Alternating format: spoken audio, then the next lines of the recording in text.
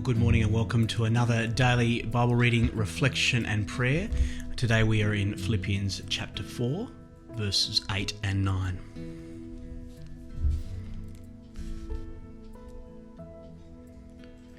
Finally, brothers and sisters, whatever is true, whatever is noble, whatever is right, whatever is pure, whatever is lovely, whatever is honourable, if anything is excellent or praiseworthy, think about such things.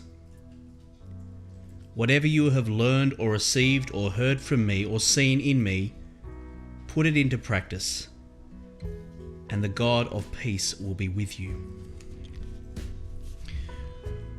Well, earlier in these reflections we talked about the phenomenon of virtue signalling, that is, the desire to take the easiest route possible to appear virtuous without actually being virtuous.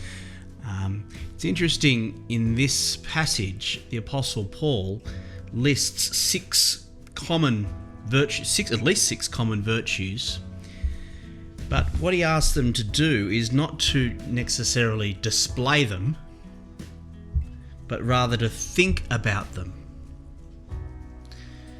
Imagine if the amount of energy that we spent thinking about how we appear to be admirable, respectable, decent people, whether it's on social media or in our relationships or group context. Imagine if we put all the energy that we spent on trying to appear a certain way into actually meditating on the virtues themselves. What a difference that would make to our heart. Meditating on truthfulness, reflecting deeply on honesty, compassion, purity, thinking about what it means to have justice. I think it would make a big difference to our hearts, wouldn't it? And the Apostle Paul says, think of all these qualities, these Christ-like qualities, and let your minds be filled with them. Meditate on them, think about them, and let that transform your whole self. Why don't we pray together as we reflect on these big virtues?